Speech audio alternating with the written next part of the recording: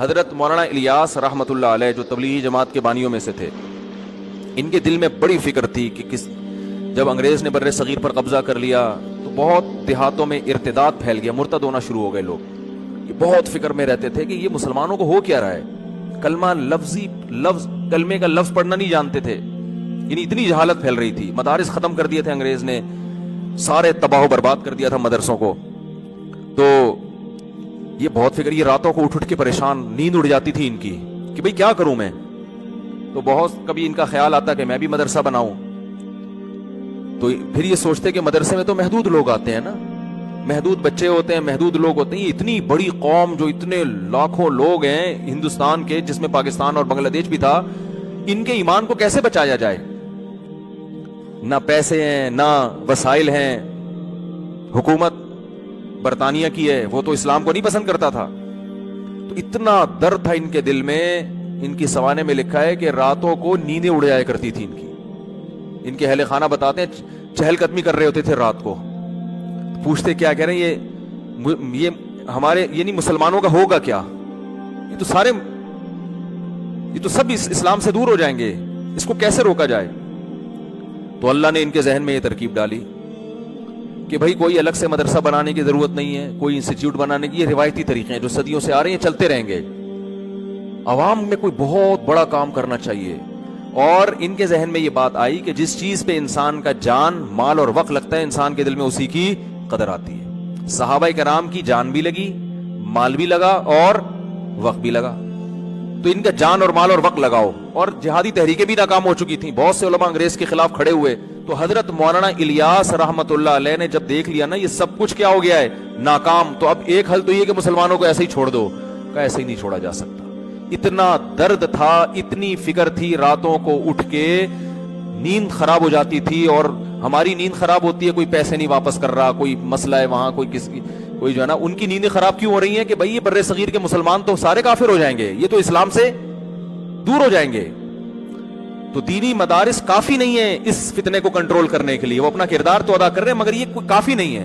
تو انہوں نے کیا کیا کہ لوگوں سے کہا، جا کے منتیں کی، دیہاتیوں کی، پاؤں پکڑے کہ بھائی کچھ وقت ماحول تبدیل کرو، اللہ کی راہ میں نکلو، کلمہ سیکھ لو، کچھ موٹی موٹی ایمان کی باتیں سیکھ لو. اور اس کا ایسی اللہ نے، چونکہ اخلاص بہت تھا، ایسی برکت دی ہے کہ توقعات سے زیادہ اللہ نے اس کام کو مقبولیت ادا کی. پھر وہ پیش گوئی کیا کرتے تھے کہ ایک دن آئے گا ہماری جماعتیں امریکہ جا رہی ہوں گی. لوگ ہنستے تھے کہ یہ کیسی باتیں کر رہے ہیں، امریکہ جائیں گی جب جماعتیں، جاپان جائیں گی جماعتیں، پوری دنیا میں ایک تہلکہ. اس وقت اگر تبلیغی اجتماع ایک ہی جگہ ہو جائے نا سب کا، ابھی تو مختلف ٹکڑوں میں ہے نا، تو حج کے بعد دنیا کا سب سے بڑا اجتماع ہے یہ. حالانکہ نہ کوئی انٹرٹینمنٹ ہے، نہ لنگر تقسیم ہو رہا ہے، کچھ ہو رہا ہے، نہ کوئی ایئر کنڈیشن روم ہے. مٹی میں دریوں پہ لوگ بیٹھے ہوئے، اور وہ دریاں بھی اپنے گھر سے لے کر آ رہے ہیں. کمال ہو گیا بھائی. ابھی میں اجتماع میں گیا تھا نا، میں جب ادھر گیا نا تو وہاں ایک دو بزرگوں سے زیارت ہوئی. تو وہاں ہم جب بیٹھے نا کھانا کھانے کے لیے، میں اخلاص بتا رہا ہوں کہ حضرت مولانا الیاس رحمۃ اللہ علیہ کا جو سینے کا درد تھا نا وہ کیسے منتقل ہوا ہے. حالانکہ نہ کوئی اسباب تھے، نہ کوئی وسائل تھے، وہ لوگوں کے جا کے منتیں کرتے تھے، کچھ وقت لگاؤ، اپنی جان، اپنا مال، اپنا وقت خرچ کرو. اس کی برکتیں دیکھیں کیسے ارب پتی کروڑ پتی لوگ جماعت میں نکلے ہیں. سارے کام آٹومیٹک ہو رہے ہیں. ڈاکٹر بھی بیٹھے ہوئے ہیں، کوئی فیس نہیں، ٹھیک ہے نا. ہوٹل کھلے ہوئے ہیں، کوئی پروفٹ نہیں ہے، سب فی سبیل اللہ، ہر آدمی فی سبیل اللہ. تو میں جب وہاں گیا تو ایک وہاں کوئی پرانے تھے، انہوں نے مجھے کھانا دیگ پہ بیٹھے ہوئے تھے، وہ دیگیں کھلا رہے تھے نا. ہم بھی گننے بن کے بیٹھ گئے وہاں پہ، ہمیں بھی خیر کھلایا انہوں نے. پھر یہ پھوڑ کا کون چھوڑتا ہے بھائی. تو میں نے کہا یار یہ دیگ پہ کون بیٹھا ہوا ہے. تو انہوں نے بتایا یہ کتنی فیکٹریوں کے مالک ہیں، یہ کتنے کروڑ پتی آدمی ہیں، اور دیکھو کیسے اپنے آپ کو کیا کر دیا. مجھے تو کوئی دیگ پہ بٹھائے میں تو کم از کم نہیں بیٹھوں گا، میں کھا لوں گا. یہ دیگ پہ مجھے کوئی تصویر کھینچ کے ڈال دے گا، مفتی صاحب کا بزنس ہے، کس کا دیکھوں گا. عجیب سا لگ رہا ہوتا ہے نا آدمی. میں بکری کے ساتھ تصویر کھنچوانے کے لیے تیار ہوں، بریانی یا قورمے کی دیگ کے ساتھ مجھے تصویر کھنچواتے ہوئے بڑی شرم آتی ہے، کیونکہ ایسا لگے گا ان کا کیا ہے، یہ دیگوں کا کام کر رہے ہیں. ہمیں تو بڑی شرم آتی ہے، ہم تو نہیں بیٹھ سکتے. لیکن ان کا جگر ہے کہ نہیں ہے. اٹھ کے آ جاؤ. دیگ پہ بیٹھتے ہوئے انسان کو شرم آتی ہے. میں نے دیکھا یار دیگ پہ بیٹھ کے کیا کر رہے ہیں، اور ایک نہیں ہے، لاکھ ہزاروں لوگ تبلیغ میں جڑے ہوئے ہیں.